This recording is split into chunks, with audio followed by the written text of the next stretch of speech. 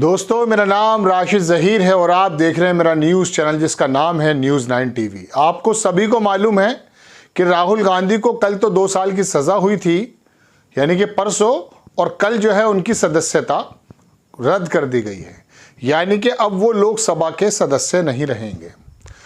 इसके पीछे बहुत बड़ी खबरें चल रही हैं, लेकिन एक बुनियादी खबर को छुपाने की भी शायद कोशिश की जा रही है कि अडानी को लेकर जो सवाल राहुल गांधी ने उठाए थे उस पर जेपीसी की मांग के लिए विपक्ष अड़ा हुआ था, तो उस सवाल को शायद कहीं इस शोर में छुपा ना दिया जाए, राहुल गांधी ही एक मसला ना बन जाएं। राहुल गांधी भी देश के और लोगों की तरह एक इंसान हैं। मुद्दे बड़े होते हैं। देश के अंदर 12 लाख करोड़ रुपया से ज़्यादा स्वाह हो गया और एक प्रधानमंत्री पर या हमारे नरेंद्र मोदी जी पर ऐसे विपक्ष आरोप लगाता है कि अडानी को इतना मालदार बनाने में उनकी भूमिका है। तो इस मुद्दे पर जेपीसी बिठाने की बात है, उसको कहीं मुद्दे को पीछे ना कर दिया जाए, एक तो शक है ये। दूसरी बात, मैं ज़रा खबर के बारे में आपको बता देता हूँ दर्शकों कि राहुल गांधी का ऐसा इतना बड़ा कसूर अब क्या है कि जिसकी वजह से उनको सदस्यता भी खोनी पड़ी और दूसरी बात उनको 2 साल की सज़ा भी हुई। क्या वजह रही है?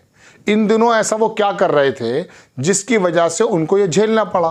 तो इसका जवाब यह है कि साहब 2019 में प्रधानमंत्री नरेंद्र मोदी जी को लेकर उन्होंने कुछ ऐसे शब्द कहे थे जो नहीं कहने चाहिए थे, और उसे एक तरफा अगर देखा जाए तो लगता है ऐसा कि कहना भी नहीं चाहिए।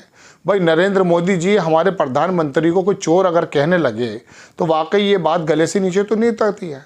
हाँ, नीरव मोदी और ये मोदी, ललित मोदी जो भी हैं वो वाकई भगोड़े हैं, उनके बारे में आप कह सकते हैं। तो अगर नरेंद्र मोदी जी के बारे में नाम लेकर कहा गया है तो मुझे ऐसा लगता है कि नहीं कहना चाहिए। चल, लेकिन ये 2019 में कहा गया था, अब ये 2023 चल रहा है, तो अचानक ऐसा क्या हुआ? इसके बारे में दर्शकों एक आशंका उभरती है कि राहुल गांधी इन दिनों ऐसा क्या कर रहे थे जिसकी वजह से केंद्र में सत्ता के या अदालतों के निशाने पर वो आ गए। मैं आपको सिलसिलेवार कुछ बात बताना चाहता हूँ, कुछ मिनट की बात है। ये दर्शकों लगभग 2019 में 7 मार्च में गालिबन राहुल गांधी ने बयान दिया था जिसकी वजह से उनको सज़ा हुई है। उसके अंदर हुआ यूँ कि वहाँ पर एक भारतीय जनता पार्टी के जो नेता थे, विधायक, उनका नाम है पूर्णेश मोदी। 16 अप्रैल 2019 को उन्होंने सूरत पुलिस में शिकायत दर्ज की। याद रखिएगा, 2019 16 अप्रैल में। 16 अप्रैल में वो ये क्या किया, उसके बाद हुआ यूँ कि वहाँ पर उन्होंने कहा उस लोकल मजिस्ट्रेट जज से कि साहब आप राहुल गांधी को हर एक तारीख पर बुलाइए। उन्होंने कहा इसकी ज़रूरत नहीं है, मानहानि का मुकदमा, इस पर ज़रूरत नहीं है। तो उन्होंने क्या काम किया, वो जो पूर्णेश मोदी थे जो अपने सर्टिफिकेट में ओबीसी लगाते भी नहीं हैं, वो चले गए हाई कोर्ट, और हाई कोर्ट में उन्होंने जाकर कहा 7 मार्च 2022 को, यानी कि पिछले साल, समझ गए आप, जब उसमें कहा कि हमारी शिकायत पर एक स्टे दे दिया जाए, जो उनका मुकदमा था उस पर स्टे लेकर वो आकर घर बैठ गए। ये खबर कब है? 7 मार्च 2022 की, पिछले साल की। उसके बाद से इस केस के अंदर सन्नाटा छा गया, जैसे देश के अंदर लाखों करोड़ केसेस में सन्नाटा छाया हुआ है।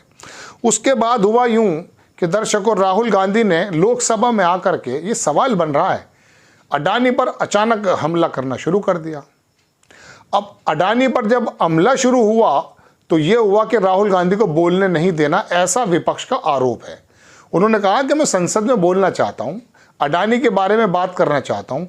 तो क्या ऐसा तो नहीं कि अडानी की इतनी ताकत थी कि इस आदमी ने, इस लोकसभा के सदस्य ने, इस कांग्रेस आई के नेता ने लोकसभा में मेरा नाम लिया है, मेरे ऊपर जेपीसी बिठाने की बात कर रहा है, इसको लोकसभा में ही नहीं रहने देना चाहिए।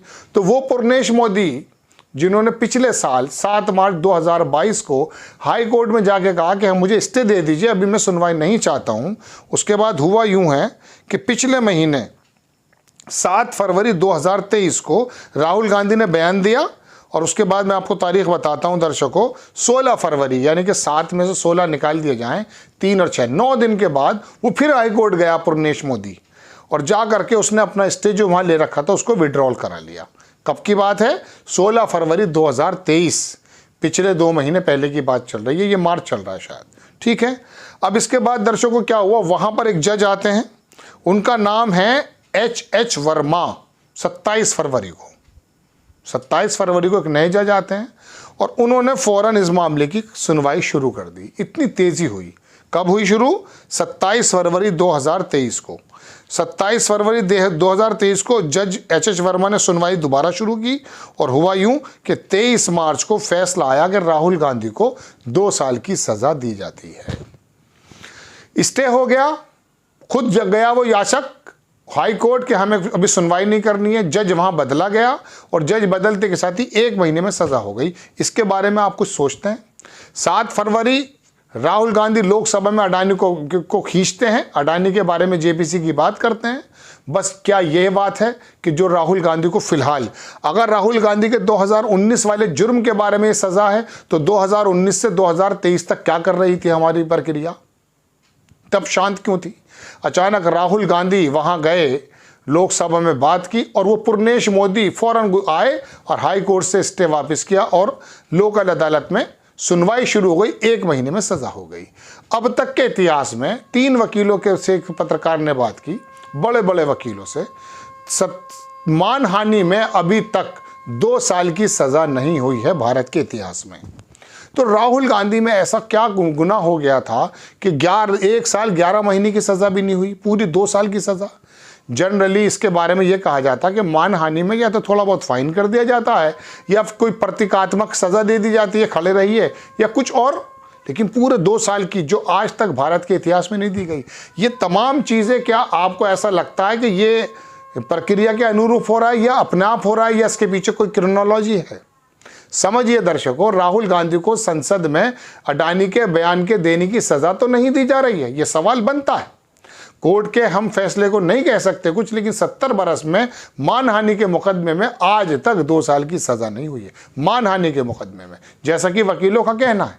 और वो पुरनेश मोदी इस वक्त के इंतज़ार में बैठा था कि जैसे ही मुझे ऑर्डर मिलेंगे या मेरे पहाई का आला कमान से कुछ आएगा, क्या मैं सवाल कर सकता हूँ? सवाल करने में तो कोई दिक्कत नहीं है। तो वो एकदम तेज़ी से गया, हाई कोर्ट से अपना स्टे जो है उसने वापस लिया और फौरन जज बदला और जज ने बदलकर 1 महीने में सज़ा भी दे दी और 2 साल की सज़ा। तो राहुल गांधी को क्या आप चाहते नहीं? तो क्या इसका मतलब ये तो नहीं है, सवाल उठता है कि अडानी के बारे में राहुल गांधी ने बोलकर गलती की, वो लोकसभा के सदस्य भी नहीं रहे। इतनी ताकतवर है क्या अडानी की ताकत, अडानी के दोस्तों की ताकत, अडानी के कॉन्टैक्ट्स की ताकत? इसके बारे में भी आपको सोचना जरूरी है। और देश भर में इस हल्ले के पीछे वो जेपीसी की मांग में नहीं जानी चाहिए, जिसके अंदर अभी आरबीआई ने डाटा जारी किया है कि एफडीआई यानी कि फॉरेन डायरेक्ट इन्वेस्टमेंट जो हुआ है 2017 से 2022 के बीच में अडानी की कंपनी में बहुत जबरदस्त हुआ है, बहुत ज्यादा हुआ है। तो दर्शकों, बात यह कि हिंडनबर्ग की वो रिपोर्ट कि बाहर से पैसा ऑफशोर कंपनी के माध्यम से अडानी की कंपनी में लगा, ये खबर आपके पास नहीं, ये परसों की खबर है। फाइनेंशियल एक्सप्रेस ने इसको छापा है, मैंने किसी प्लेटफॉर्म पे खबर बनाई है। तो राहुल गांधी को दूर करने की क्यों कोशिशें की जा रही हैं? क्योंकि राहुल गांधी ने अडानी का नाम लिया है।